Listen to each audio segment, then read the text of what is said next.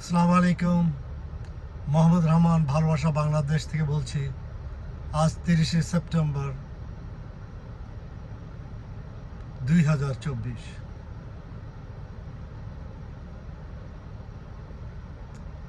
আমি এখানে বাংলাদেশের যে গত গণঅভ্যুত্থান বা যে গত আন্দোলন, বৈষম্য বিরোধী বা কোটা সংস্কার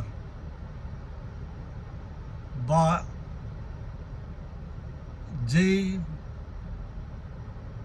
সরকার পতনের যে আন্দোলন এই ছাত্ররা করেছে, তাদের উদ্দেশ্যে এবং দেশের বিভিন্ন স্বার্থান্বেষী সমাজ পার্টি তাদের উদ্দেশ্যে এইখানে বলছি।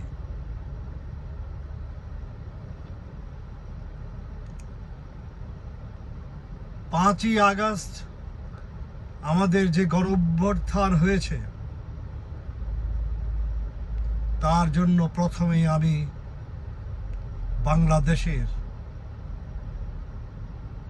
অপামর জনসাধারণ এবং যেই সমস্ত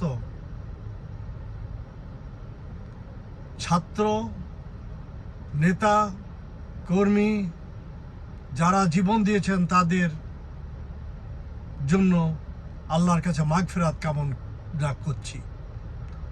আর যারা বেঁচে আছেন, যারা পঙ্গুল, ল্যাংড়া, খোড়া, চোখ হারিয়েছেন, অন্ধ হয়ে গিয়েছেন, চিরজীবনের জন্য যারা পঙ্গু হয়ে গেছেন, তাদের জন্য আমি আল্লাহর কাছে দোয়া করি এবং বাংলাদেশ সরকারের কাছে সাহায্য চাই, এবং ইনশাআল্লাহ আমরাও সাহায্যে এগিয়ে আসব।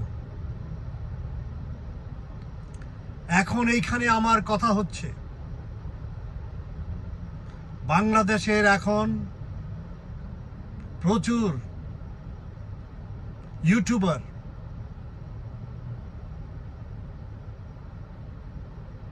বিভিন্ন দল বলছেন যে আন্দোলন এটা শুধু ছাত্র সমাজের নয়। এটা নিঃসন্দেহে ওনারা ঠিক কথা বলেছেন। এই আন্দোলনের পিছনে পুরা দেশ, জাতি, সারা বিশ্বের রেমিটেন্স যোদ্ধা, সারা বিশ্বের বাংলাদেশি জনগণ ঝাঁপিয়ে পড়েছিল। এখন কথা হচ্ছে, কিছু কিছু মহলের মধ্যে এখন হিংসা বিদ্রুপ হচ্ছে। ওনারা বলছেন, ইউটিউব ও বিভিন্ন এরা, আরে তোমরা একা আন্দোলন করনি, আমরা তোমাদেরকে উৎপ্রেরণা দিয়েছি, আমরা সাহায্য, নো ডাউট অ্যাবাউট ইট, দিয়েছেন। তো সেটা নিয়ে থাকেন, আপনাদের প্রশংসা সময় মতো করা হবে। এখন কেন ছাত্রদের এই আন্দোলনের ফসলকে আপনারা নষ্ট করতে চাচ্ছেন? সমস্ত ইউটিউবার যেই হন, আপনি এত প্রশংসিত ইউটিউবার ছিলেন, আপনাকে অনেকে ভারতের র এজেন্ট বলেছে, কিন্তু আমরা বলিনি। আপনি কি এখন প্রমাণ করতে চান যে তারা ঠিক?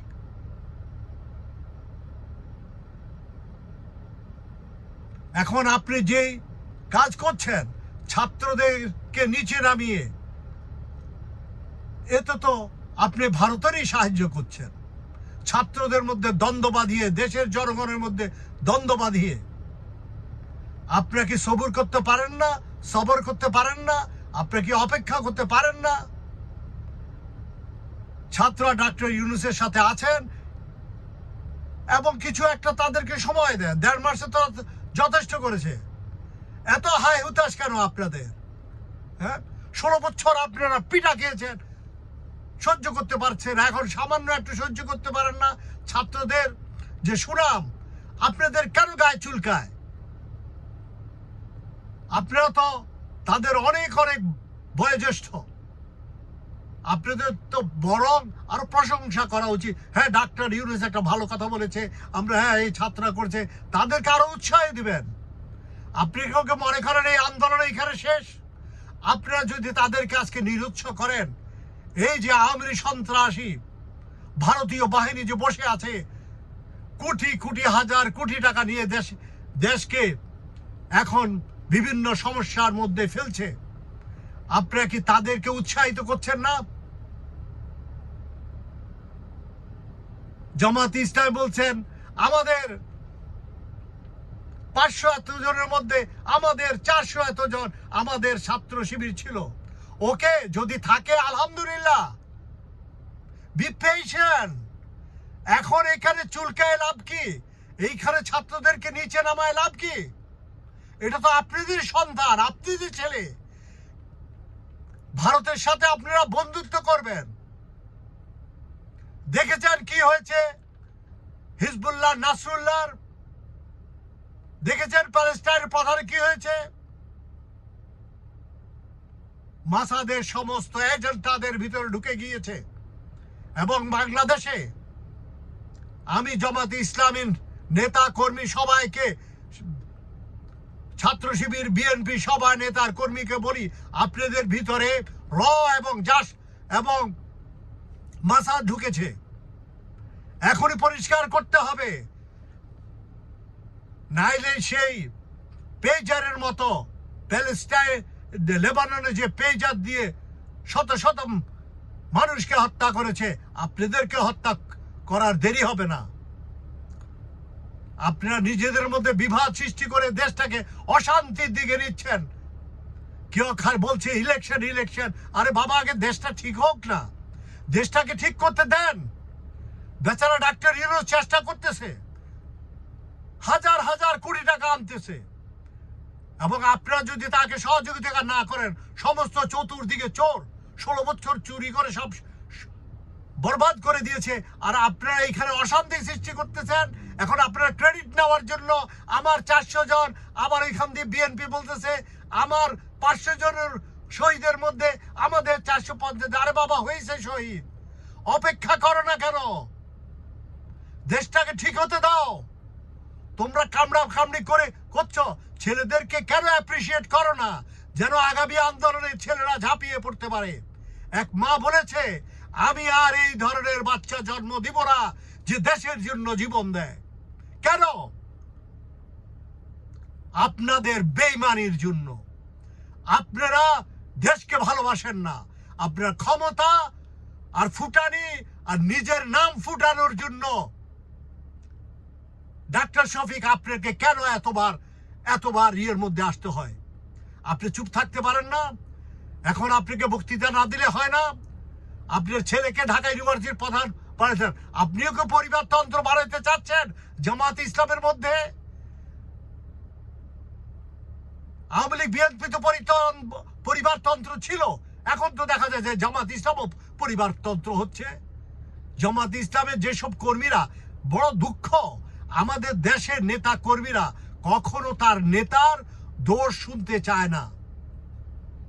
যেমন হাসিনাকে তার নেতা কর্মীরা কখনো তার প্রতিবাদ করেনি, তাদের দোষ শুনতে, তার সর্বনাশ করেছে এবং টেররিস্ট অর্গানাইজেশন পরিণত করেছে। এবং বাকি দলগুলো তাই, তাদের নেতা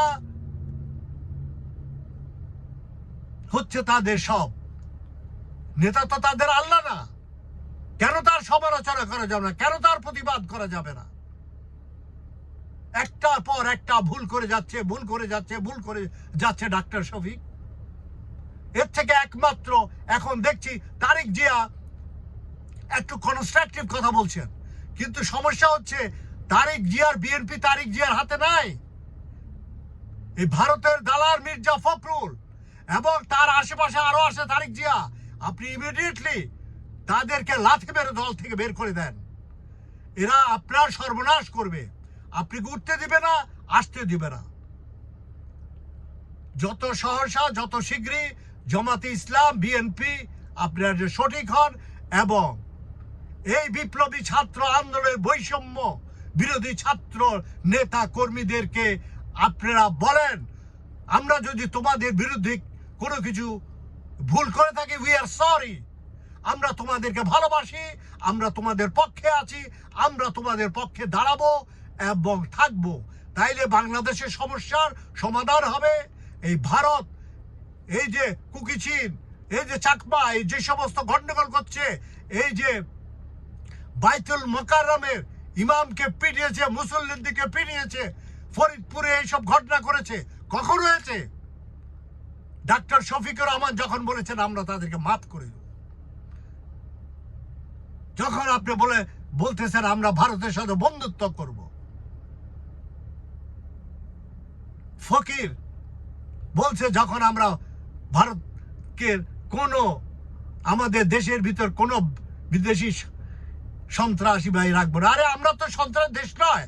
আপনার ভারতের কাছে এই কমিটমেন্ট করার কি প্রয়োজন? ভারতকে আপনার ভারতে একবার আমেরিকার আশায় আপনি বসে থাকেন, আমেরিকা আপনাকে একদম কোলের মধ্যে বসায় দিবে, আপনাকে ক্ষমতায় বসায় দিবে। আবার অমুক মনে করছে ভারতের সাথে দোস্তি করলে আমরা একদম আগিয়ে যাব। নো, যতদিন আপনারা জনগণকে ভালোবাসবেন না, জনগণ আপনাদেরকে ভালোবাসা দিবে না, ততদিন পর্যন্ত আপনারা কিচ্ছু করতে পারবেন না। আপনারা 16 বছর কিচ্ছু করতে পারেন নাই। আপনাদের বহুত নেতা কর্মী 400-500 মারা, তার থেকে অনেক বেশি মারা গেছে, কিন্তু পারছেন আপনারা স্বাধীনতা অর্জন করতে? আজকে কেন পেরেছেন? আজকে পেরেছে ছাত্ররা এই জন্যে যে তাদেরকে বাংলাদেশের জনগণ বিশ্বাস করেছে। আপনাদের কাউকে বিশ্বাস করে না, কোনো পলিটিক্যাল পার্টিকে বাংলাদেশের জনগণ বিশ্বাস করে না। এই ছাত্রদেরকে বিশ্বাস করেছে বলে আজকে এই আন্দোলন সফল হয়েছে। এবং আপনারা তাদের পিছু আসেন এবং সরি বলে সব ঠিক করেন, নাইলে বাংলাদেশের ভবিষ্যৎ খারাপের দিকে যাচ্ছে।